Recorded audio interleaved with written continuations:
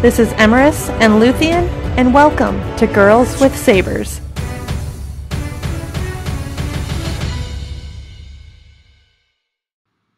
So hi guys, thanks for having me on your show. Hi, Jon Justice. Hi, Jon. Everyone, Jon Justice, y'all. Thank you so much for coming onto our show, and we are huge fans of yours, and this is a real treat. It's a treat for me to come on your guys' show too. I'm a fan of yours. I love listening to your podcast, and I was thrilled when you guys reached out. It's so weird. I've been doing radio for going on 24 years, and I get more tickled when it comes to people like reaching out or liking the Star Wars show than it does my news talk show that pays all the bills. I don't know. I'm weird that way. So, but thank you so much. I've been looking forward to this all week. Yeah. We are excited. Awesome. We've been talking nonstop since the decision was made. Yeah. Very exciting. What did you guys think about? What did you think about all the news in regards to? Because I have my opinion, but what did you think about all the news this week in regards to Galaxy's Edge? I'm very curious. I think it's about time we've gotten this immersive experience. It's one thing to go to Disney World and have the Star Wars area, meeting characters, that sort of thing. But to be 100% fully immersed, like, what a time to be alive. The people who are going to go, just like they immerse themselves in the wizarding world of Harry Potter, we get now to go on the Millennium Falcon. I mean, that is something that so many people have dreamed about for decades to be able to do. And now we get to do that. Now we get to immerse ourselves in this world that we could only dream about. It's the same as going to New Zealand and going to Middle Earth. It's the same thing. It's what a time to be alive. It's so awesome. Absolutely. It's interesting this week because I'll be honest, and follow me as I go down this road. And if I start going off too much, just tell me to shut up, because I'm talking to myself when I do my show. So never, Jon, stop. Because I tell my family all has the same rules. My sons and my wife. It's like, if I start talking too much, just tell them to stop. I was to be completely honest, I was annoyed this week at all of the attention and the Star Wars show breaking news and the embargo being lifted in the articles written. I was annoyed at first, and I was annoyed because as somebody, I grew up in Southern California. I used to virtually live at Disneyland, and I'm in Minneapolis now. And I can't wait to go to the parks. Don't get me wrong. And I want to go to the hotel in Florida whenever, sometime between now and 10 years from now, I want to do that. But in the absence of having anything for Episode 9, and being so story centric and focused, I was a little bit annoyed. I was like, okay, I really hope that we're just clearing the way. Like, I've been shoveling snow. I hope we're just getting the snow out of the way to pay for the onslaught of Episode 9, because, for me, I was thinking, well, this is great. It's neat. I can't wait to go, but, I need to be fed, and I can't go there right now. That being said, I listened to the Resistance podcast, and the guy from ABC, Clayton Sandell, who's really, really cool. And he talked for about an hour about his visit there. And I turned a corner listening to that, and I totally agree with what you're saying now. I'm very, very curious to see how they're going to handle the crowds, because they're going to have to do something to make sure that it's a great experience for everybody. And I believe that they'll figure something out in that regard. But hearing what they've done and what they're attempting to do, you're absolutely right. When we all get the chance to go, when I get the chance to go, when my family gets a chance to go, it's going to be an absolute amazing experience. And I'm so appreciative that they are so committed to making it immersive, to having it feel like you're in the universe, because I think I'll speak for me, and I think I can speak for the both of you. I mean, we live and breathe,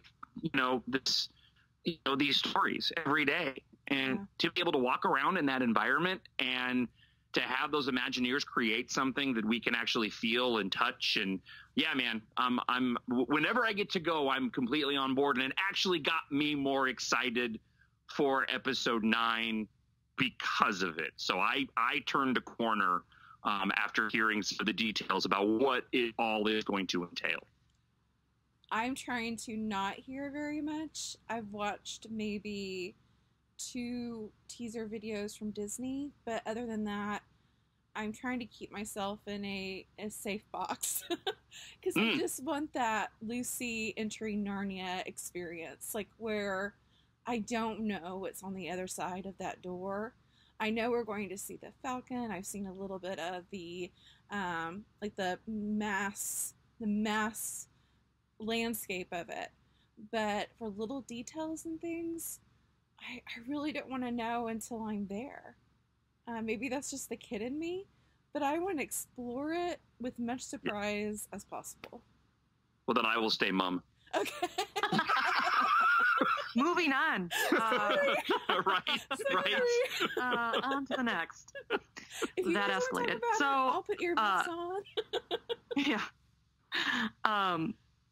Jon, on one of your recent podcasts, you mentioned this trailer that we just watched for The Force Awakens, and you mentioned Rey having a crystal in her hand, or a crystal near her. And that intrigued us because you posed the question to your audience, what does everyone think of that? And Emerson and I just went, oh my God, we have this whole theory. And that's the catalyst for us reaching out to you and bringing you on the show, because we have read other source literature and truly think we're going back to Jakku for one of this huge reason. Okay. Yeah. So here's the deal. I agree with you. I think my theory was wrong. We're going back to Jakku, and we have the evidence that we are. And I know we shared the you shared the photos. I think we all have the Rey. What is it? Her. I don't have it in front of me. What's that book called again? Survival Guide. The Survival Guide. I have a Survival Guide too, and I know there's some passages in there that you guys had pointed to, and we should certainly get into that. I think that I was wrong with the trailer shot, because in retrospect now, so here's the deal. When that trailer came out, prior to seeing the movie, that's what I had initially thought when I saw the trailer, is that looked like a white crystal of some sort. And her expression, the expression on her face. And then, of course, when the movie came out, there wasn't a scene with that. Okay. And it wasn't until I did the show that whole thing popped back into my head. So I went back and watched the trailer. I actually think that's the scene where she goes to Unkar Plutt and she's getting the portions before, when Unkar asks her if for BB-8. Remember when he puts down all 30 portions and there's a stack of them there? I think that's what that shot is. Well, so I think I was wrong. But thanks for having me on the show. Yep. Good night, guys. That's it. No, here's the deal. I think all your theories are right. I just think my connection to your theories wasn't the right connection. Right. Regardless of what we see now. Right. Yes. I still think you're on the right track. I agree. I do too. Yeah. I think that shot is when she goes to scoop them all up, and then she pauses, and then she says no. If you go back and look at it now, it looks like the stacked plastic white layers of the portions that he tries to bribe her with. Correct. Yes. I don't think it's a big deal, because we just needed a conduit. We needed a bridge so we can discuss this theory, and we would want to discuss it with you. So yeah, man, everything happens for a reason. Exactly. Truly. So, and I remembered it as such. When you said something, I was like, oh, yeah, that's right. And oh my gosh. And then everything happens for a reason. I'm cool. Exactly. I'm cool. Well, I had thought, I thought that when JJ made a comment, or at least we had extrapolated that JJ had made a comment that that episode 9 was going to tie all the movies in together, and I still believe that's that. Yeah. And I defaulted to, oh, wouldn't it be great if we went back all the way to Naboo, and wouldn't it be great if we went back to Tatooine? And then as I spent more time thinking about it, I went, no, it makes a heck of a lot more sense to tie all these movies together in other ways, and to actually return back to where this story started and where her story started. That makes a lot more sense to me. So yeah, I think we're going back to Jakku, and I think we're going back to Jakku for some very specific reasons. Yes, most definitely. I think too that there could be a possibility that we still go back to Tatooine, that we still go back to Naboo, that we even go back to Endor, just because it is the end of the Skywalker saga, and just a reflection of all its history and landmarks, not necessarily bringing the sequel trilogy characters there, but making references to or visions of those places, I think would be really powerful, because it just shows how much of that galaxy was impacted by this family. I agree. There's the final sequence. This is going to be a really bizarre poll, but the final sequence of Alien 3, the one that David you went there. I know, I did. By the way, side note: the director's cut of Alien 3 is spectacular. I agree. It is so good. Anyway, the final montage of that movie, where they kind of there's a lot of dramatic music going on, and they go around all these different locations within that planet that we visited, and it's very, very dramatic. It's really well done. I mean, Fincher's a great director. I'm wondering if there's going to be some sort of story link that brings us back to Jakku.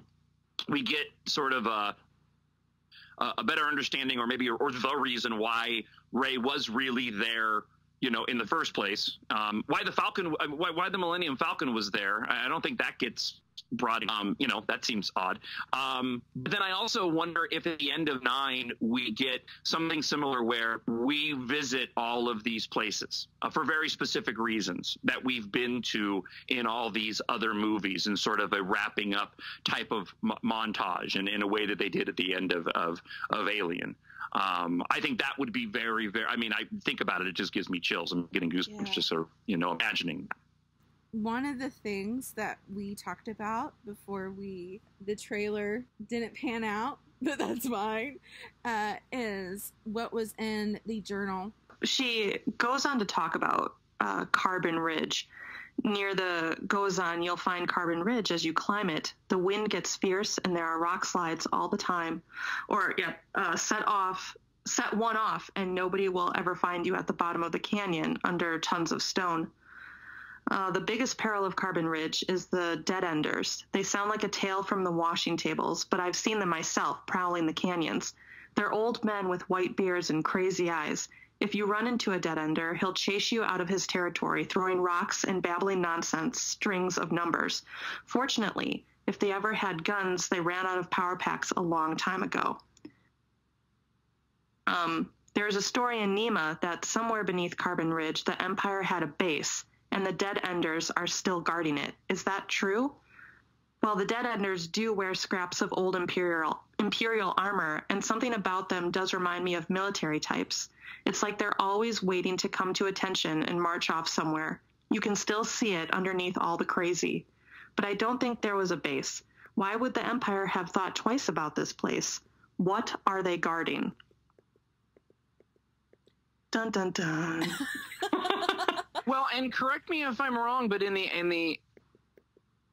was in the Aftermath books, because I haven't read them. There's quite a bit of there's quite a bit of talk about the Empire and the Emperor and the importance of Jakku. Are you both familiar? Okay, so you're both familiar with that as well. Yes. Mm-hmm. To me,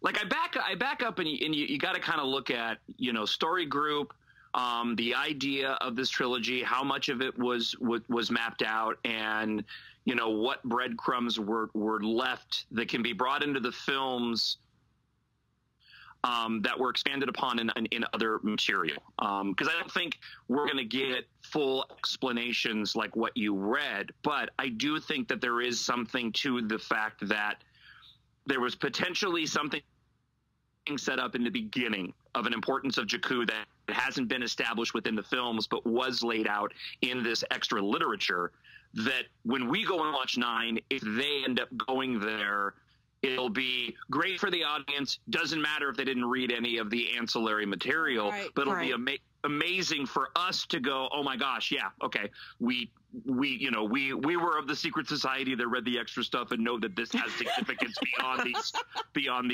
these films, because I get I'm not annoyed. Annoyed is not the right word, but I get a little eye rolly when people want to really grab onto certain things that take place in the comic books or the books that, if you really think it through, it would be just too hard to bring that up in a film. Oh yeah.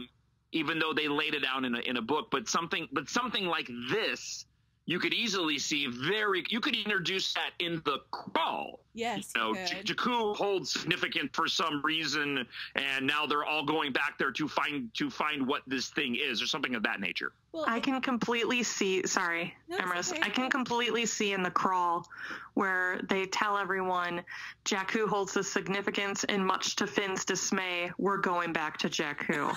I mean, you look back at the scene now where he's like, "Why does everyone want to go to Jakku?" I think we're gonna get that comic relief again, where we have to go back to Jakku, and Finn is completely and utterly ticked about it, because besides meeting Rey, nothing good happened on Jakku. I mean, so I can totally see us going back there, like you said, and it being wrapped up because of that moment in The Force Awakens, and of course the secret society, the password's Jakku.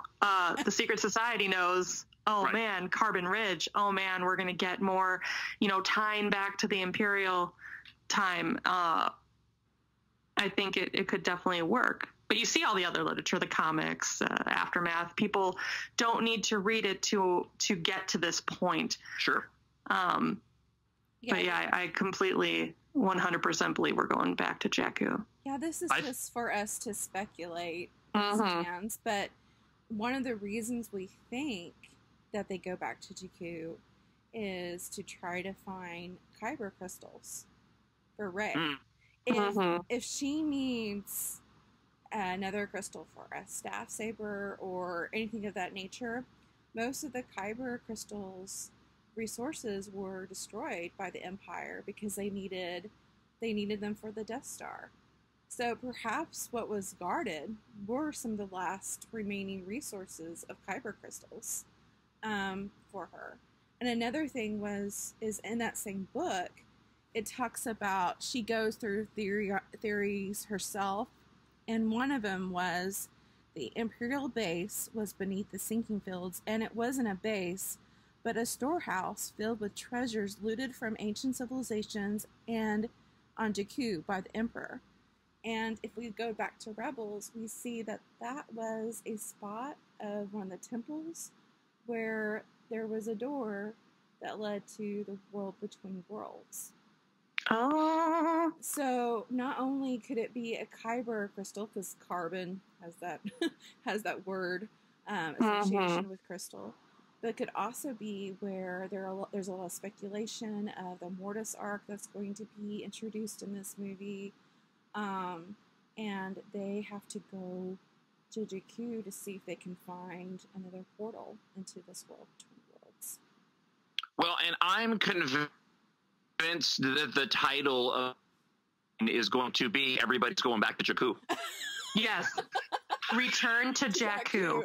The Return of Jakku, Or Return to Jakku. Yep. No! Joke's on everyone. All right, so here's your pragmatic example of, let's lay it out here. And again, and this is keeping in mind that anything can change, and if it happens, I'm totally fine with that. But let's look at it from a pragmatic standpoint of why we absolutely will go back to Jakku, and here it is. J.J. Abrams, we know that he definitely pulled from the original trilogy. Yes. When making The Force Awakens, right? All the connections are there. Okay. I mean, even just the start of the film, the desert planet at the beginning. Okay. So if you follow that, it makes all the sense in the world, one, that we would start off episode 9 back on Jakku, right, in the same way that we started off in Return of the Jedi back on Tatooine. Two, J.J. Abrams likes to shoot in order, and I think the conventional wisdom is that that desert location that they shot in Jordan was one of the first things that they shot. So we know there's going to be some type of there's going to be some kind of massive space battle of some sort.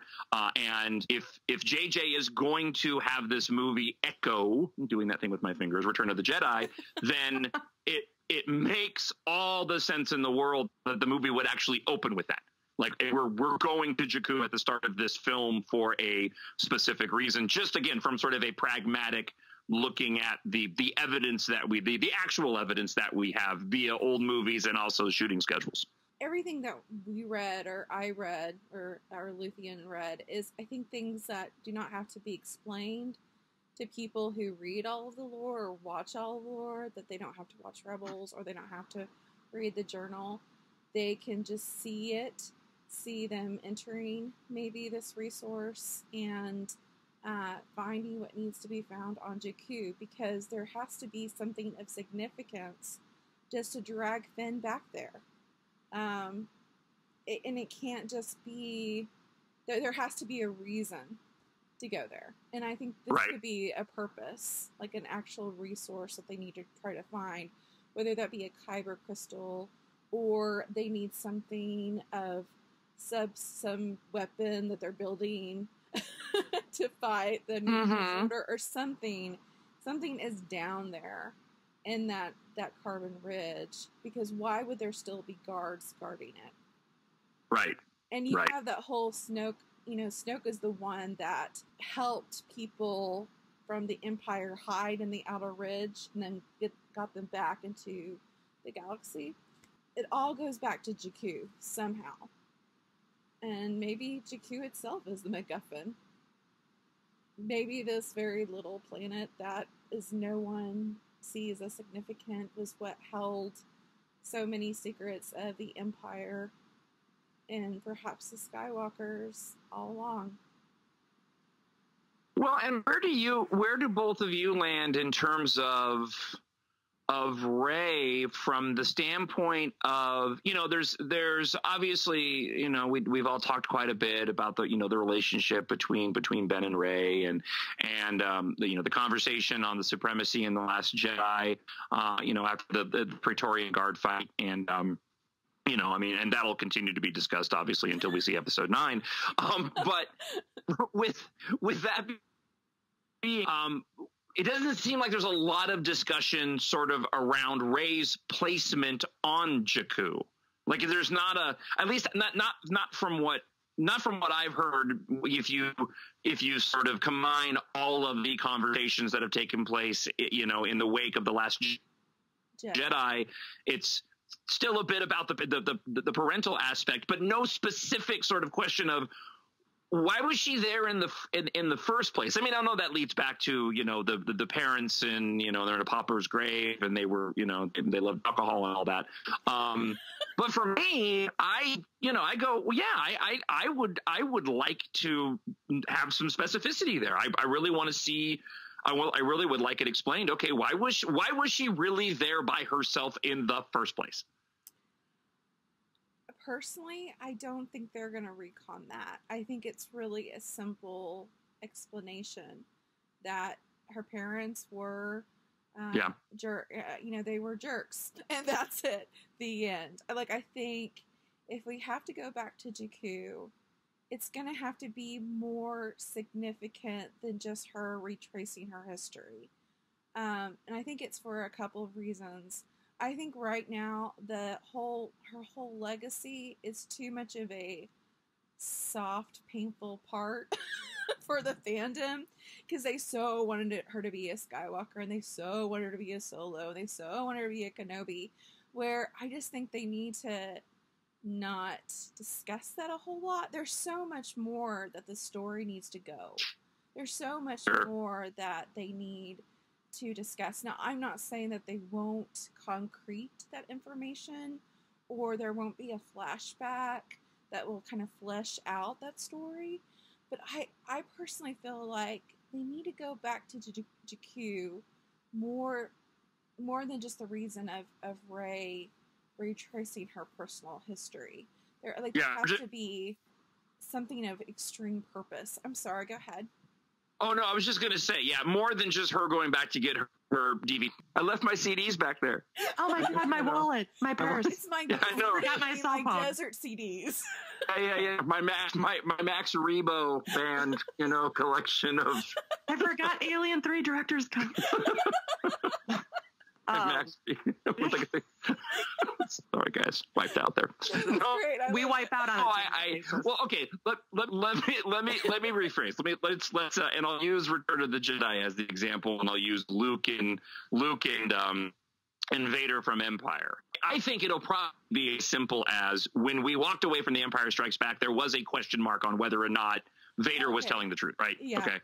So in Return of the Jedi, it was a real quick, simple conversation. Yeah. It was Obi-Wan Kenobi showed up and, well, yeah, dude, he's your dad. And then, or it was Yoda, actually. I think it was Yoda. Yoda was the one who laid it out right before he Force disappeared.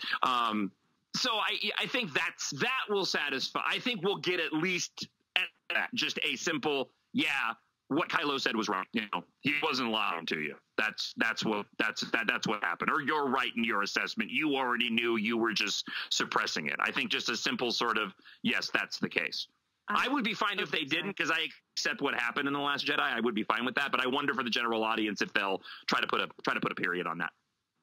I have said in previous podcasts that if her parents were to be retconned and we were to find this out on Jakku, why was she there? And yes, the simplest answer tends to be the right one. Her parents were drunks, they sold her, and that's that.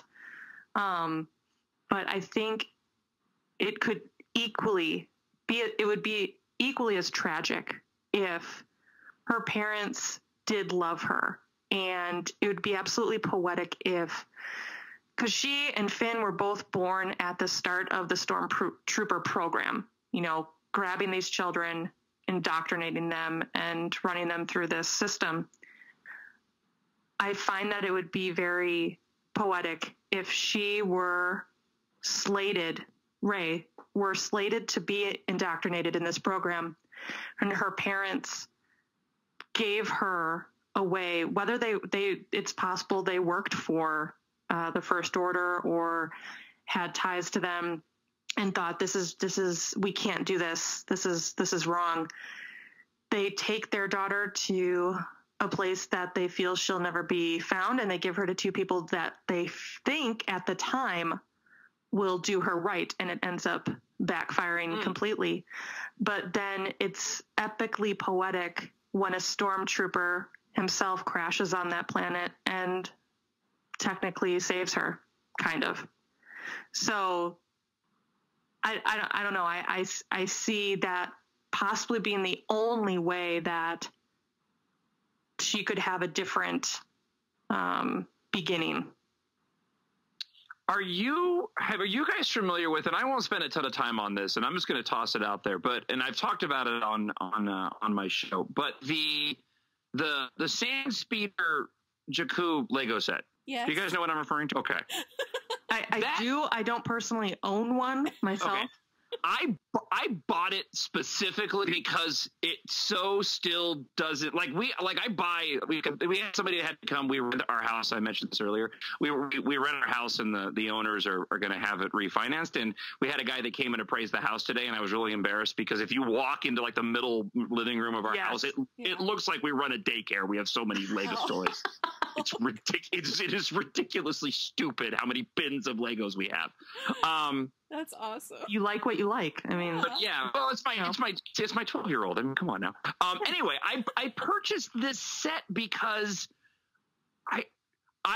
so there's this Lego set, and it's a Jakku Resistance / Rebel Lego set. On the cover, it shows the entry credits with the Falcon at the beginning of The Force Awakens, and it's one of the pilots has the helmet that she's got at her AT-AT home at the beginning of the movie, and it's just a Lego set, this male and female pilot, and then this moisture evaporator, and that's it. There's no explanation. It's so random and weird that it was never attached to anything. Mm-hmm. I still think they may not ever come to fruition, but I'm still convinced that at some point in time that was a storyline, and this was another one of those circumstances where the licensing got instructions to make this toy, and they ended up not using it, and they ended up coming to market anyways, because it happens every single time. I mean, Zuvio and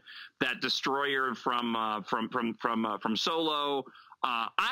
They may not go back there, but I'm convinced at some point in time that stupid Lego set was tied into this trilogy. It's the answer to everything. That's the MacGuffin. Yeah, that Lego set. It's the speeder. The timeline. It's the evaporator. You know, John, you love vehicles, and a vehicle was the answer. You're right. All along. That would be so rad. That would be so rad. The timeline does not work for this. No, I know. I would just think no. It works for that, but I think it's so interesting if Poe and Rey end up being siblings. Oh, because of the pilot and how, what Charbet and, her husband, who they were, but obviously the timeline, it just completely butchers that theory to the core. But I would just love it if all these damn Rey shippers all of a sudden, I feel 1,000 souls would cry out, and, in terror, and then silence. And then half the theater leaves. Oh. Right, it would have been like all the Luke and Leia shippers if they, whatever you called them back in the 80s, we were like, what the heck? No. What happened? Well, but everything we read, or I read and Luthien read, it can be completely nonsense about Carbon Bridge and everything, and just something in a diary that goes nowhere. But to me, that's kind of fun about Star Wars is trying to put together all those Lego pieces and make sense of this vast world, They're diabolical enough, Lucasfilm and Disney and Lego for that matter. Yes. They are diabolical enough to think of all of this and leave these breadcrumbs for everyone. Yes. And all of a sudden we figure it out and we put them on blast on all of social media, and then they just flat out lie to us because they've done that before. Yeah. And then all of a sudden it ends up being true. But they are diabolical enough to think that way. Feed them the crumbs in the other literature, because that means they're going to have to buy all this other stuff. And I mean, it's just, it's completely and utterly plausible. I feel like there's a lot of through lines or little stories and ideas that end up popping up in the comic books and books that they put there in case they want to go and do something with that a little bit later on. I think there's a lot more going on in the story group and with these comic books than what a lot of people give Lucasfilm credit for. Poe. I agree. The comic book of young Poe with his parents and Luke and the tree and all that. That's some really cool, unique, next level stuff that hasn't been explored at all. And I have a hard time believing that for just that comic book, it's not going to, they're not going to go in, because they're really cool and interesting concepts. That early young Poe stuff is really, really fascinating. Yeah. Well, it sets up the idea and the notion that the Force is in everyone and everything. Yeah. And people say Han piloting the Falcon. Well, that was the Force. He's such this amazing pilot. The Force had to have its hand in it. And then you get into the topics of the living Force and the cosmic Force.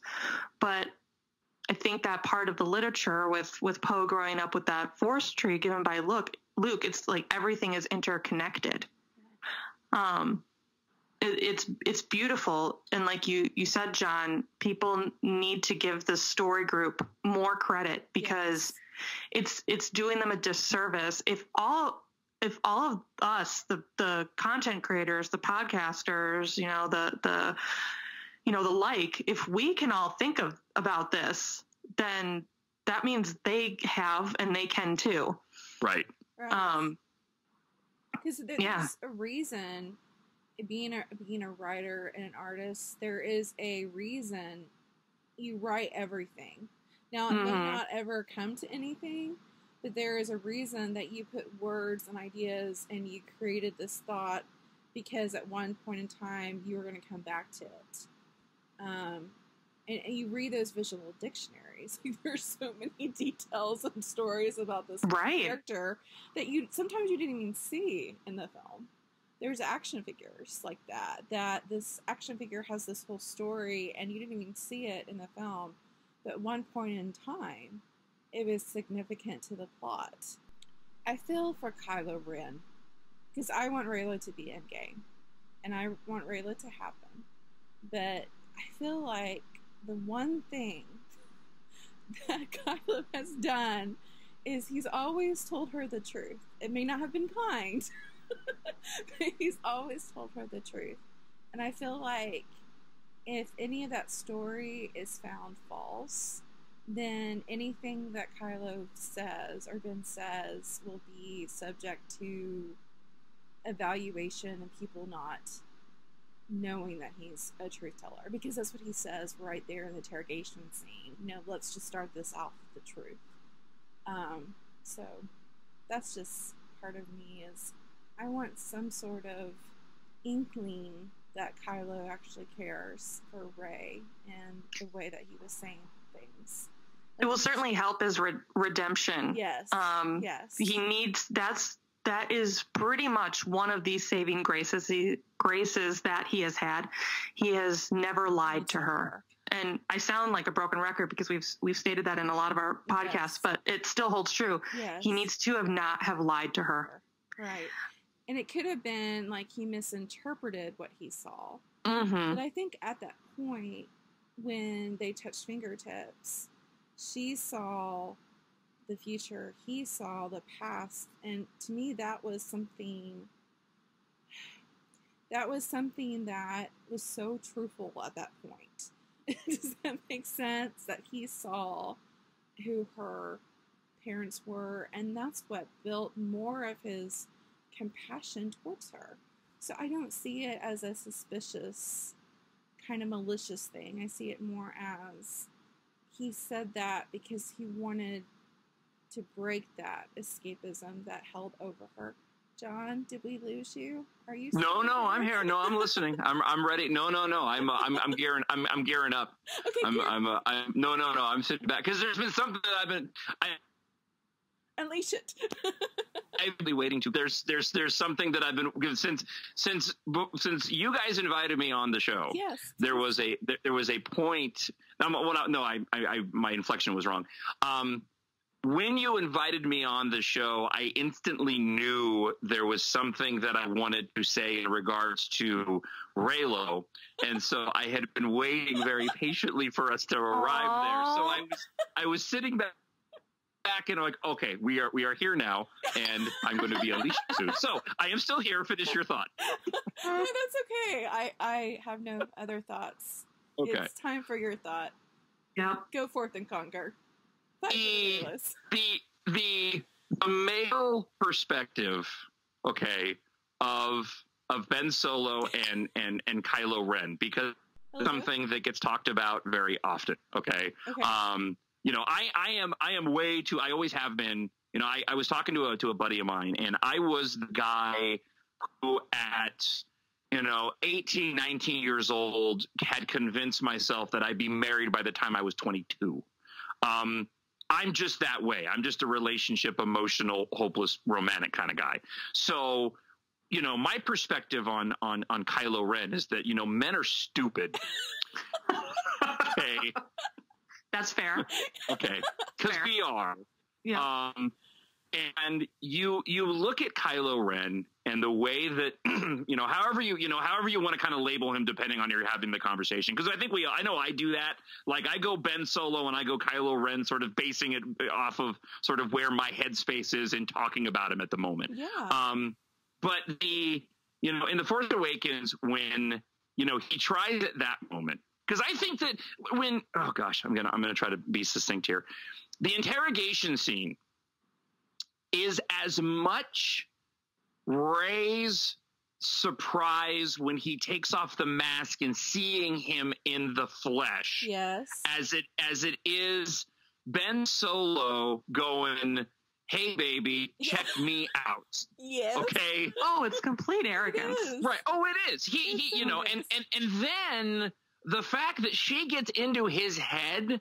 Yes. Yeah, it jacks with him, but it jacks with him on a much deeper level. Yeah. It's like, oh my gosh, she got me, and she got me. I mean, that gutted him that she was able to have that connection with him. When you get to The Last Jedi and he makes the decision, regardless of whether or not that decision was made as they were going up the elevator, if that was the plan all along, we've all talked about that. Yeah. When he makes the decision, all right, this is it. I'm taking this dude in the stupid gold lame out, and we're doing this. He tries to have his cake and eat it too, because men are stupid, and he was dumb. It's like, all right, he thought that he could have it all in that moment. Oh yeah. He was convinced that Rey was going to go with him. He's like, yeah, man, we're good. Yeah, I got it. We're good. And it didn't happen. Right? Yeah. The next time he has that opportunity, he's not going to do that again. Yeah. No. That's where, and again, I take it from the male perspective of, if you're given that shot again after having blown it, you're not going to make the same mistake again. Right. And Exactly.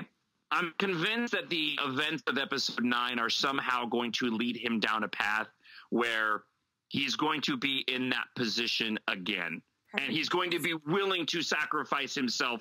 Probably won't, but he's going to be willing to go like, I'm not making this mistake again. It's Rey or nothing this time. Amen. Yeah. You get an applause. It's the quintessential male-female relationship of not that Rey hasn't made mistakes, but the man saying something totally, utterly stupid, and the woman going, really? And then walking away, and then the man's like, shoot, I said something bad, and I made her feel bad, and now I feel bad, and now I got to apologize. Yeah, man, it sucks. Yeah.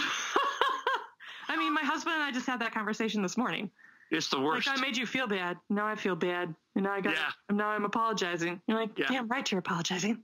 And nothing feels better than when you feel like you've made it to the other side. Yes. Yeah. The struggle is real every day. Oh, I survived. I survived to be an idiot again another day. Yeah. Yeah. And again, not saying that the lady never makes mistakes and says stupid stuff, but it's exactly that. I screwed up and I made her feel bad and I feel horrible, and how do I fix this? So he's not going to make the same mistake again. No.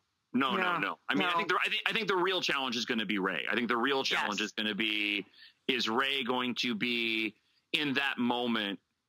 Is it going to be like I mentioned this on a recent show. I mean, I like the idea. I don't know how you get there, but I like the idea of this sort of reverse situation of what happened at Return of the Jedi, where Rey is on the defensive and Kylo lays down his, and Kylo backs away, and Ben Solo emerges, and it's just like, I'm just a boy with a broken Sith lightsaber looking at a Jedi asking her to love me, Yes.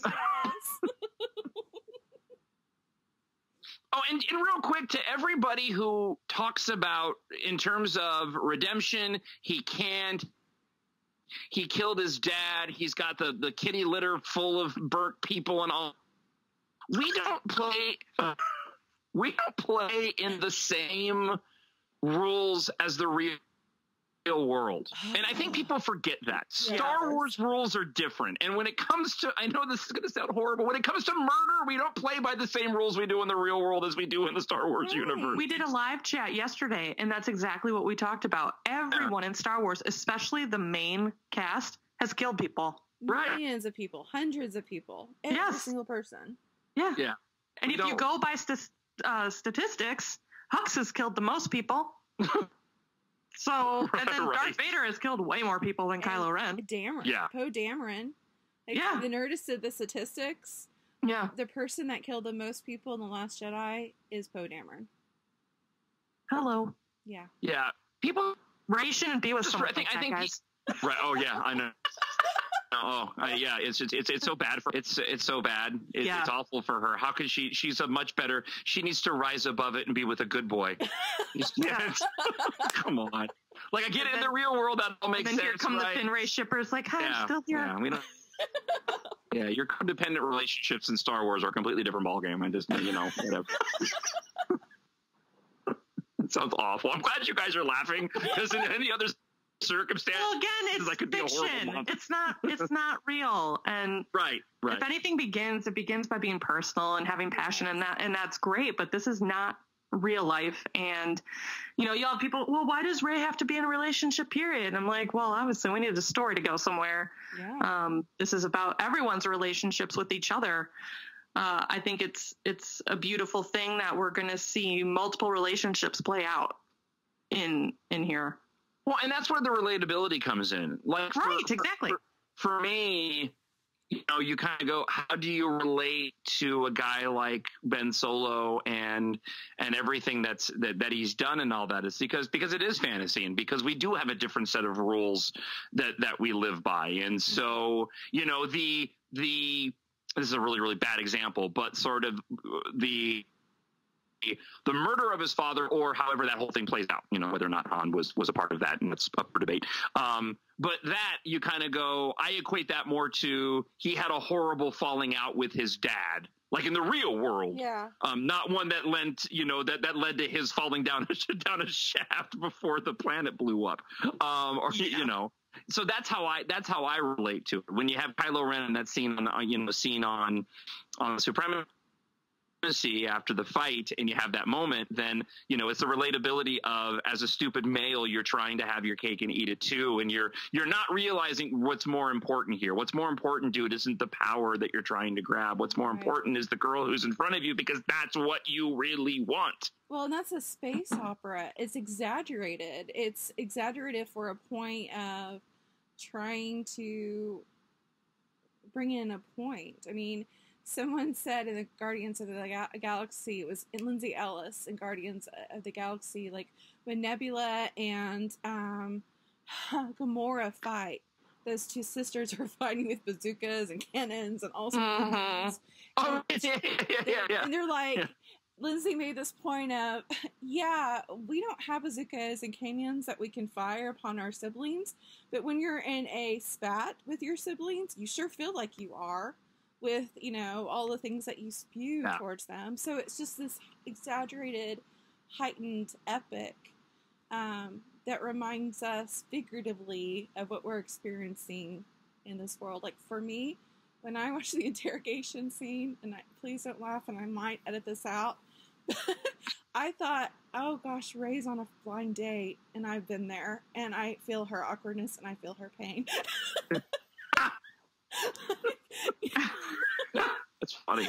Because I will edit this out, but he takes his mask off, and that's kind of like, you don't know what you're getting into, and you're like, oh, he's cute, and then you're like, oh gosh, he's speaking. Well, why am I here?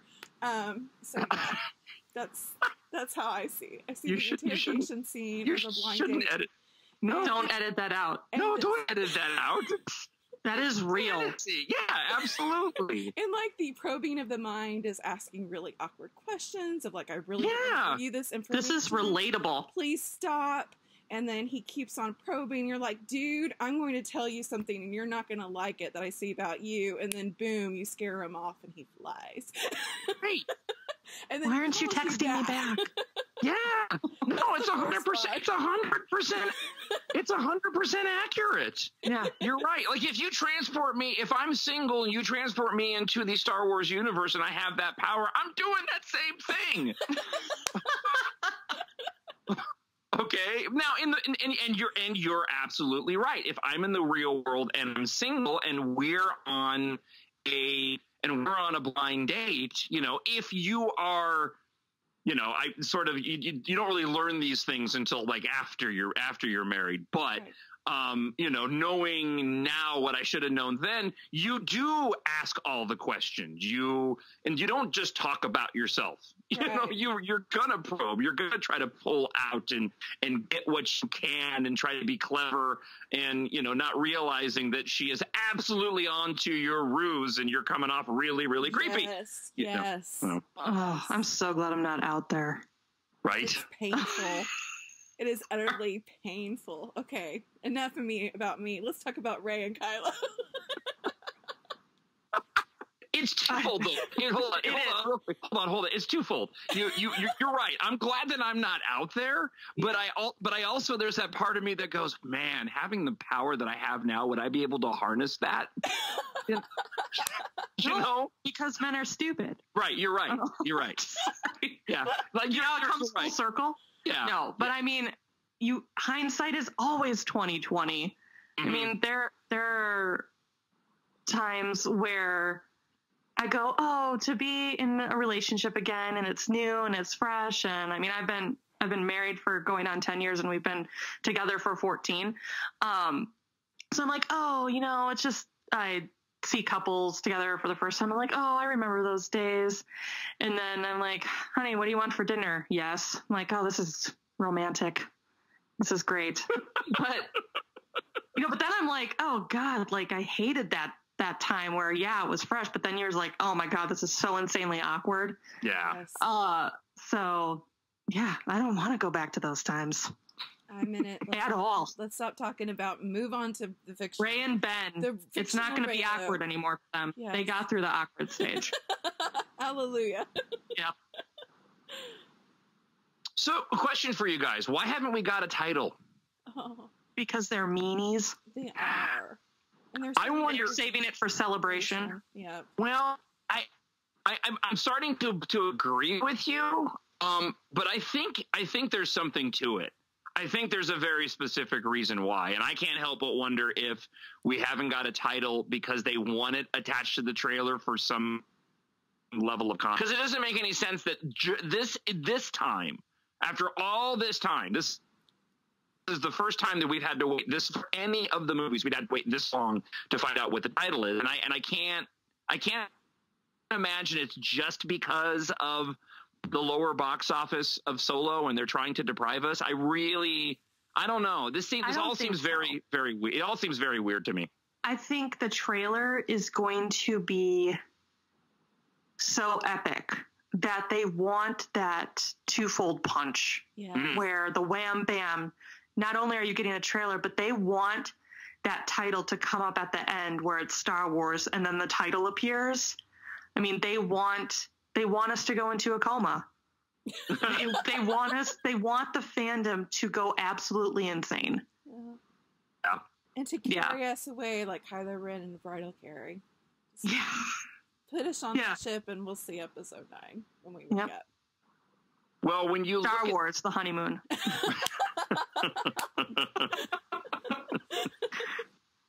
Can you imagine if it was just Star Wars Episode 9, Reylo? Can you even imagine? Reylo is Endgame. The internet would just erupt. Oh, just the fandom. I would actually be upset. First, I would like bask in that glory for, you know, a good solid 24 to 36 hours. But then I'd be upset. I'm like, that's obvious. Okay, let's not do the obvious.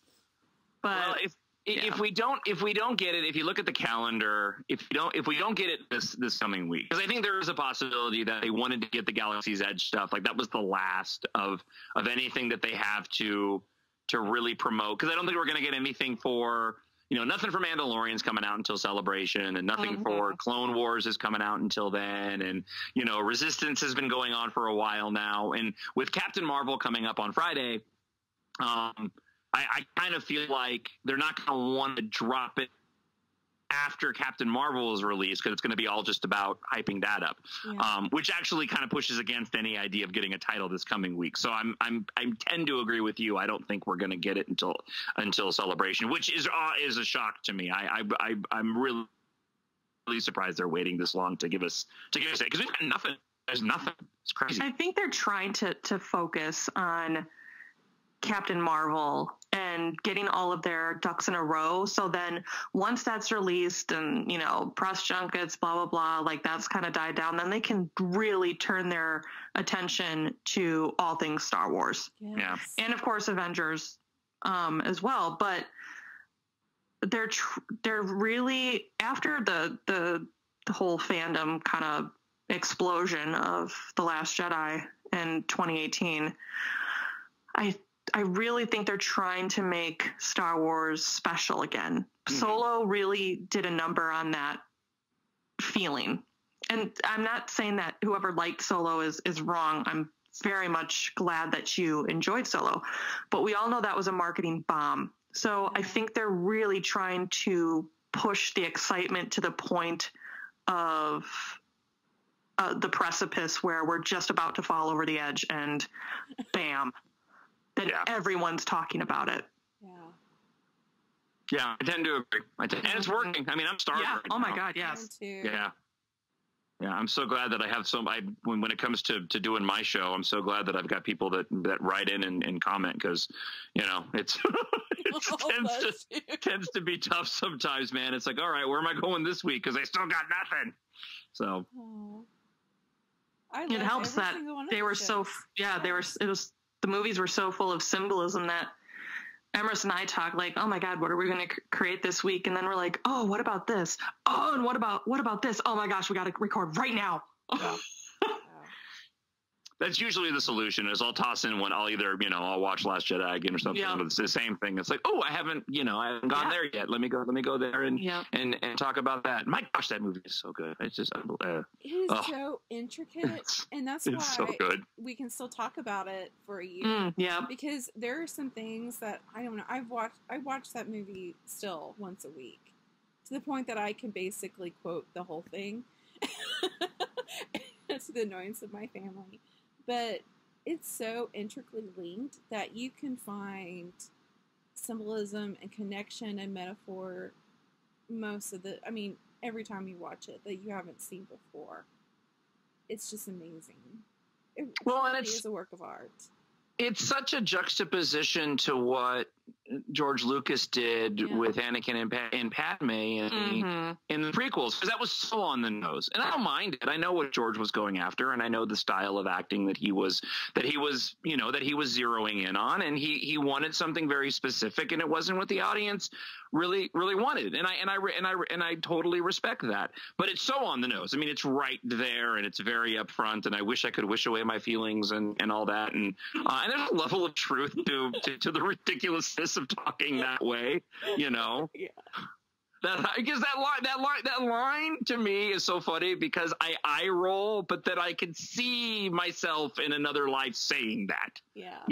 That's the thing. And so then you get The Last Jedi, and it is so intricate, and it's so deep, and the connection between those two, it's a very, very unique and different perspective, and we're so blessed to have both.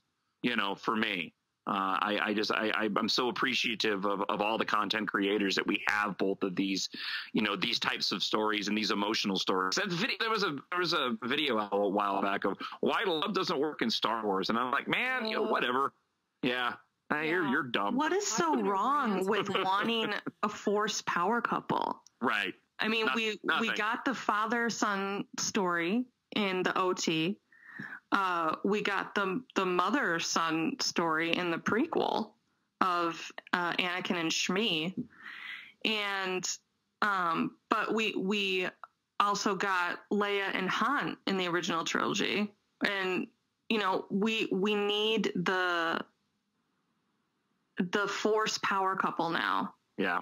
And I explained that horribly in an earlier podcast. It was very eloquent, but it works. We need that.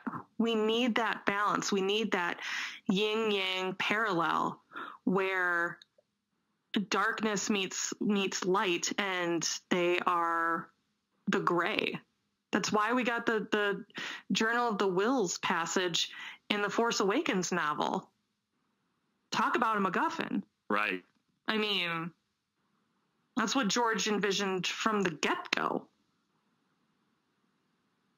I can't wait for 9. I know. It's like we're so silent and just in awe. I know. I'm just reveling in it. Yep. I know what I'm watching later tonight. Oh, me too. And I also know what I'm going to talk about on my show later today. Heyo. Hey, before we wrap up, because I've got I have the texts have begun to arrive on my phone from the people in my orbit. I heard something. Ken Knapsack, who's on Collider and Jedi Council, and he's one of the few voices on there that I really like, and I really like his take on stuff. He and I'm going to talk about this on my show, but I wanted to share it with you guys if you didn't hear it before. But he described his fandom exactly the way that I feel, in a way that I hadn't heard before. And he said that he looks at these movies as history and historical documents from the standpoint of he has his own ideas what he would like to see, but when the story plays out in front of him, if it's not what he necessarily was envisioning, it doesn't matter, because he just takes that for that's how it happened. Yeah. And I was like, oh, I'm so mad that I didn't come up with that, because that's exactly how I look at my Star Wars fandom, is that regardless of whether or not it's the road that I would have taken, I just take it as that's what happened. Yeah. That's what would have happened. So I accept it. I just thought that was really unique. And I figured that you guys, if you hadn't heard that, would appreciate that. It's a very healthy outlook on that. Yeah, very much. And that is wisdom. This is not our story to tell. This is our story to listen and experience, not tell the story that, oh, you got it wrong. It should have ended this way, or this should have been said. That's not our job. So I love that. I love that. Yep. Those words of wisdom. Thank you. Yes. Hey, no problem. Hey, do you guys mind if I promote my book real quick? Sure. Yes, go right ahead. Mind if I do that? So yes. So for those that aren't familiar, and I'll make it real quick because I could totally spend forever talking about this. So a number of years ago, I'm a horrible writer, and I'm awful with the English language, which is why I'm a talk show host. And I decided to challenge myself and see if I could write a novel. And the whole starting point was I had this idea for a story, and I really wanted to know what it was like to create characters and a universe and a story that excited me in the way that George Lucas did. And it took me about 3 years, and I released Embark November of last year, and have been really pleased with the response that I received. And I had always only planned to write one book, but I enjoyed the process so much that I decided to go and make it into a trilogy. So